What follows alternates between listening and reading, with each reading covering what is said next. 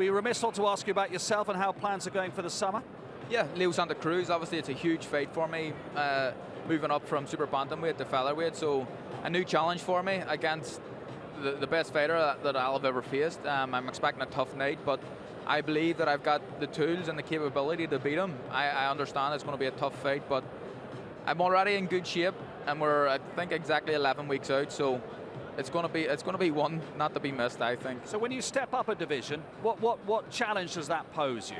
Well, not a lot, because I was kind of crammed in the super bantamweight, so although I'm short in stature, I feel like I'm equally as strong as any of these featherweights. I spar heavier guys all the time, so Leo Santa Cruz started his professional career at bantamweight, so I think on the night I'll probably be the bigger man. He's tall and rangy, but I'll be the bigger man on the night. I'll be heavier on him on the night, and I think that'll help me out. So it felt like a natural step up then. There was nothing forced about it. It felt nothing forced. It was coming, you know. It was getting harder and harder for me to make super bantamweight, and when you get a chance like this to fight at featherweight, the next weight up, you have to really take it with both hands.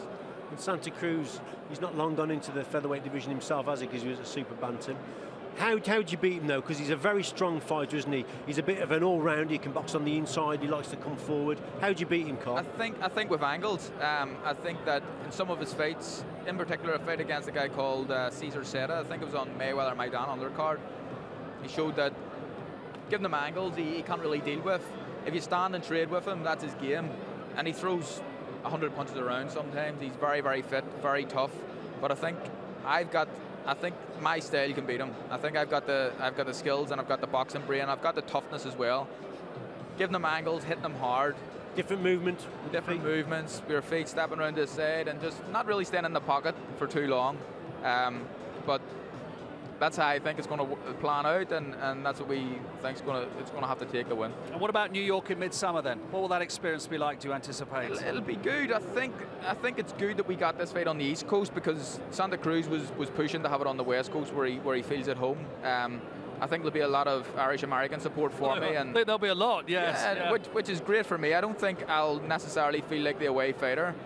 We'll bring a lot from back home, Northern Ireland, the rest of Ireland, and the UK as well. So I think the Euros have affected us a wee bit with ticket sales and people travelling, but it'll be noisy, it'll be very atmospheric, and I'm looking forward to it. And it's probably what you want as a fighter, that challenge to fight away from home and try and win the title. These are big fights and big nights, you know, it's huge, and that's when you become more than just a world champion, when you go away and you win big fights like this against names like Leo Santa Cruz. So the fight with Quigg obviously was a big fight in the UK and Ireland, but on the world stage, if you take the scalp of someone like Leo Santa Cruz, then you become a superstar. You get global respect then, don't you? That's it. Well, of course, Barry can tell you all about it, fighting at home and then away from home, and all the challenges that come with that. Yeah, he done that, and Barry, obviously, he didn't get the result that he wanted when he went to Vegas, but I don't think he let me fight in the conditions that he fought in.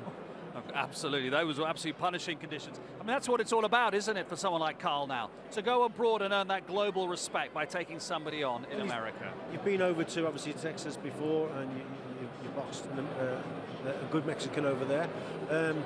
This time, though, against Santa Cruz, do you feel that you're the favourite, or do you think Santa Cruz is the favourite? I'm probably thinking that the bookies will probably have him as the favourite, but I relish that, you know. I think that I don't mind having the underdog tag. I think that's when it brings out the best in me, and I haven't really had it too much in my professional career, but go back to the amateurs, I was a massive underdog the year I won the Irish senior title in 2009, massive underdog against David Oliver Joyce, and I ripped up the bookies' books and I beat him, and I think I'll relish that, and it'll suit me. And when you fought in Texas last time, are you confident now going back to America?